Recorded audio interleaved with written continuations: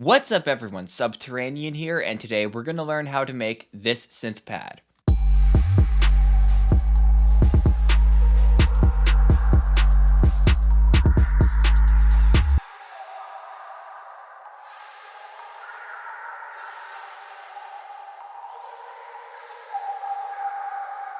I came up with this patch when I was working on a trap rap beat, and I made this really interesting, atmospheric, and trippy synth that you hear right now.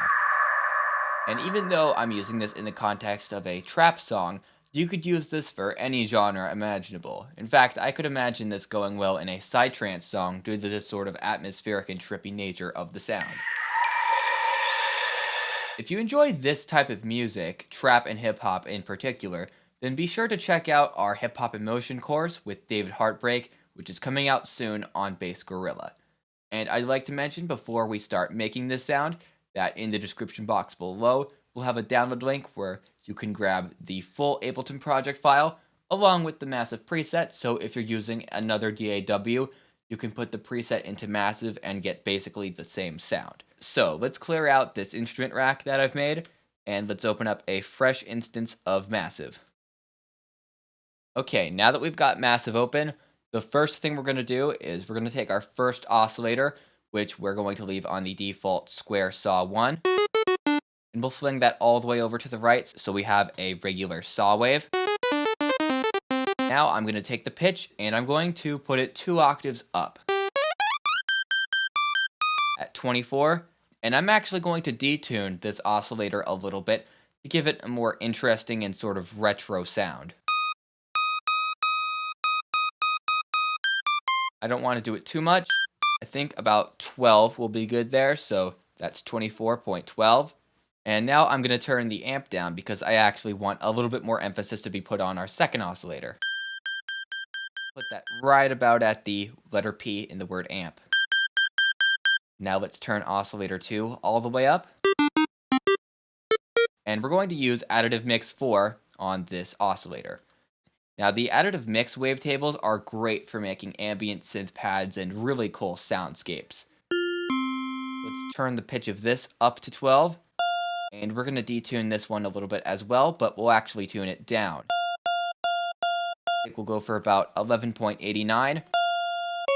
And there's going to be a thing that we do to the sound in a little bit that's going to really make the difference, and it'll show you why we're detuning oscillator 2. Now let's take the wavetable position and put it at a place where we like it.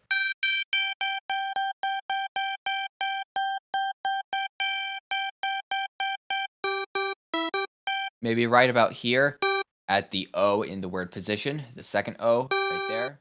That should be pretty good. Now we'll go down to our modulation oscillator.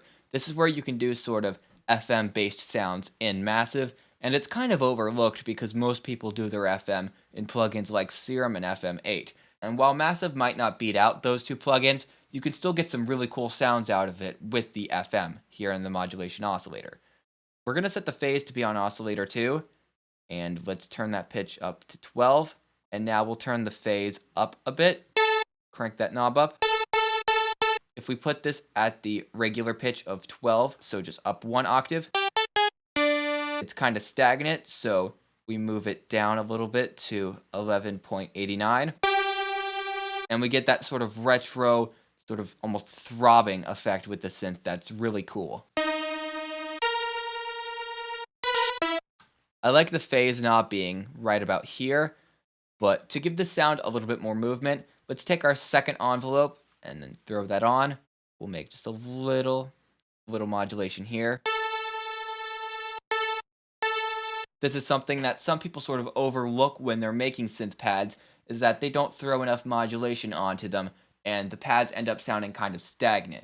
If you have just sort of a saw wave going on as your ambient pad and you throw on a lot of reverb, it's probably not going to sound nearly as good or nearly as textural and sort of atmospheric than if you were to throw some effects on, maybe have it dip in volume or have a filter that sort of fluctuates.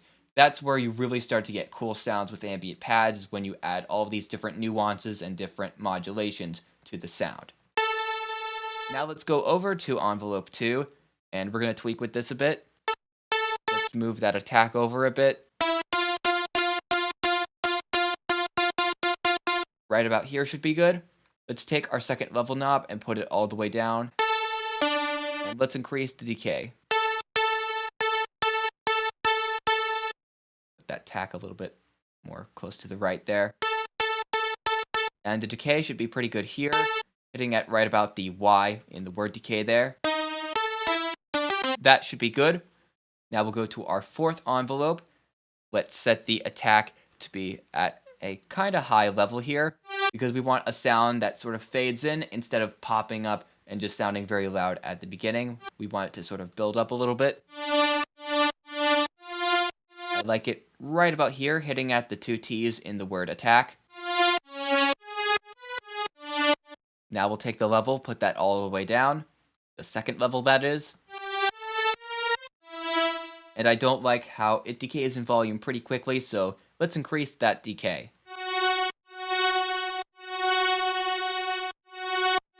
Right about here sounds good. And let's also put some more release on here, so when we play short notes, they don't die out so quickly. That sounds pretty good there. Now, to make this sound really interesting, the first thing we're going to do is we're going to go to our voicing tab. We're going to increase the unison voices up to 8. And we're going to turn on pitch cutoff, and let's move this slider more over to the right. Go for a bit more.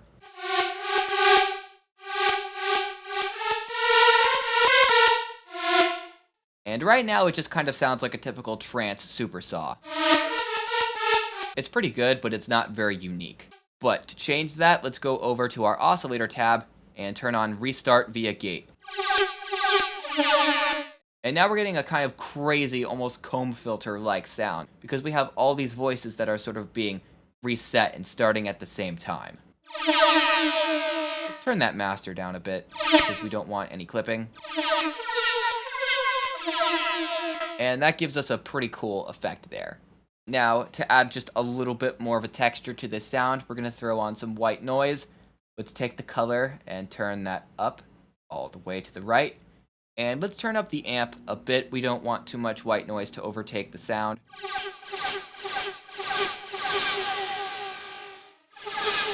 Right about here, hitting at the letter A in amp should be pretty good. We'll also go to our feedback panel and we'll turn the amp up here. You'll notice the further we turn it up, the more we get a sort of bassy sound with less highs, and it sounds a little bit more loud. And if we turn that up too much, we just get a completely bassy mess that doesn't sound very good. So we'll be a little bit more subtle with it. We'll have a little bit more than halfway, hitting at about the P in the word amp. That should be pretty good. Now we'll go to insert 1. We'll throw on a parabolic shaper just to add a little bit more volume and grit to the sound. We'll turn the dry wet all the way up, and let's turn that drive up.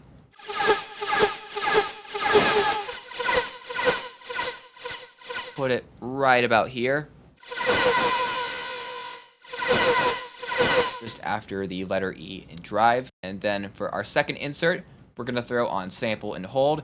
This is basically the bit crushing effect inside Massive, very similar to Redux, which is built into Ableton, or really any bit crushing effect you can find. We'll turn that dry wet all the way up, and let's tweak with the pitch a bit.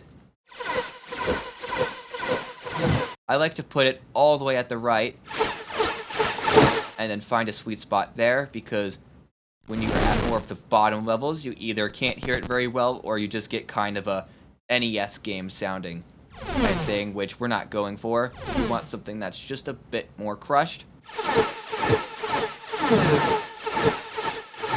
Right about here, maybe. Just a hair away from being all the way to the right. You could kind of tweak with this all day, because you can get very different sounds just from slight changes to the knob. I think we'll settle for this. Now we'll go over to these effect panels. We'll choose the first one, and we're going to go with flanger negative mono. Let's turn that dry wet up pretty high. Probably about here. a little bit more than halfway, hitting at the W in the word wet. We'll turn that rate down a good bit because we want kind of a slow modulation here.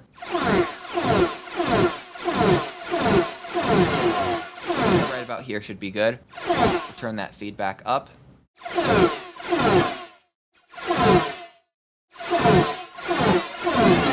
Hitting at about the C and the K in the word feedback. And we'll put the depth at a similar spot. Right about here between the T and the H. That should be good. Now we'll throw on a second effect. We're going to go with phaser mono. And we'll just turn that dry wet up. And I really like this effect, so I think we're going to go all the way here at 100% wet. We'll turn that rate down just a little bit, hitting just before the R in the word rate. We'll leave the feedback here in the middle, and we'll turn the depth up a little bit. Just like the flanger mono, we'll go between the T and the H. And so far this is decent sounding, but it's not living up to its full potential. You can tell that it's not nearly as good as the sound that I was showing you earlier. But to change that, we're going to go to our filter mix tab here, and we'll put it all the way to the left, so we're only going to be using filter 1. And as you may have guessed from that sentence, we're going to throw on a filter. We're just going to go for low pass 4, a nice basic sort of filter. Let's turn the cutoff up so we can actually hear the sound.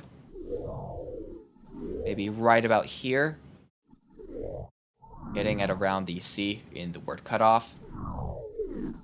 Turn up the master a little bit more just so we can hear it.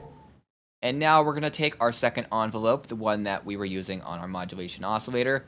We'll throw that onto the cutoff, and let's increase the modulation here.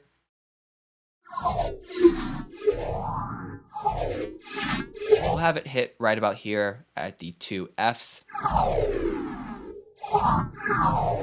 That should be pretty good. And let's also turn the resonance up a bit.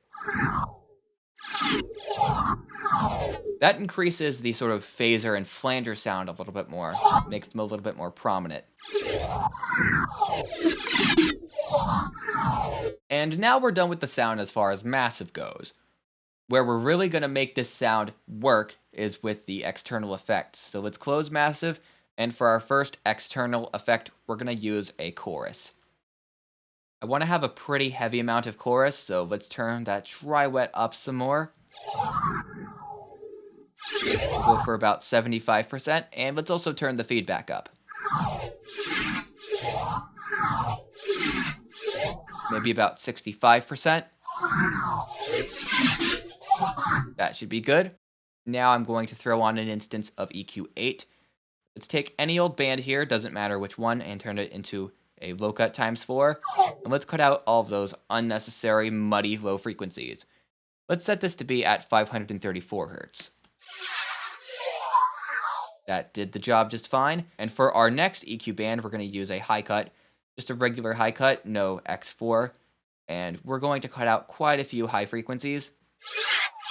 Maybe about 2.57 kilohertz. So we can just type in 2570. And there we go. And now let's take that Q and loosen it up a bit.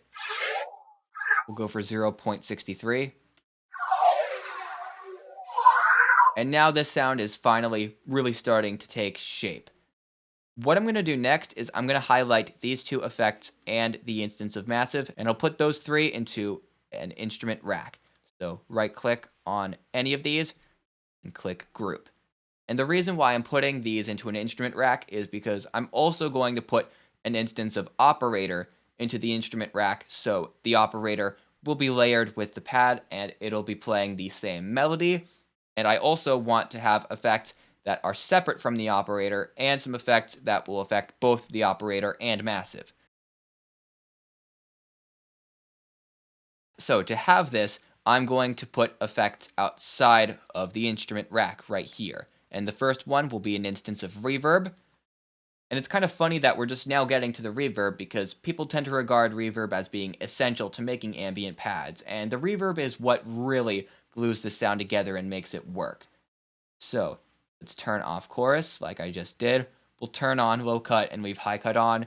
And we'll just have a pretty broad bandpass curve here. Let's increase that decay time to something that'll be a little bit more large and atmospheric. Go for about 4.34 seconds. You can just type in 4340, and it will give you that. And let's increase that dry wet a good bit.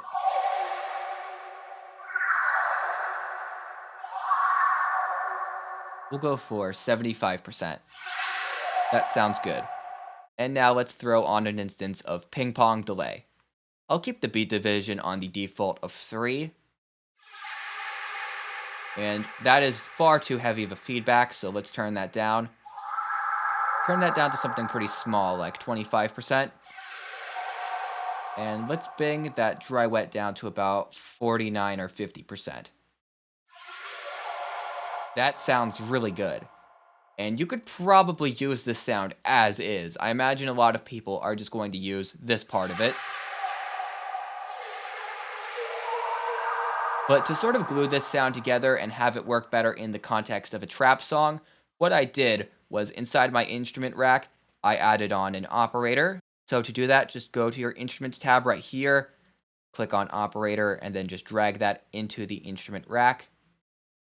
And what I did here is I made a sort of basic sine wave pluck, as I like to call it. This is a pretty versatile sound that I use for layering sometimes. This can work really well if, for example, you're making a trap song that's got some sort of creepy bell sounds in it. You could layer the bells with this sine wave sound and have them play the same melody, and it would add a little bit more character to those bells. So to get that sort of plucked sound, I'm going to take the sustain and drag it all the way down. And we don't need to change the oscillator here because we're just going to use the basic sine wave. I'll take the decay and I'll put that at a bit of a faster rate.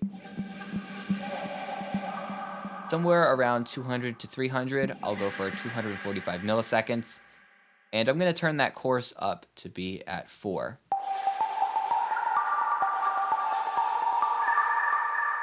And that works really well as a layered sound to just give this pad some more character. And we're going to throw just one little effect onto the operator. We're going to throw on an EQ8. And for this to work, you need to make sure that you're putting the EQ inside of the instrument rack after the operator and not after the instrument rack, or else that's just going to affect the entirety of the sound. So with this EQ8, we're just going to make a low cut times 4, and we'll just cut out all of those unnecessary low frequencies. We'll go for about 740 hertz here. And there we go. There we have our sound.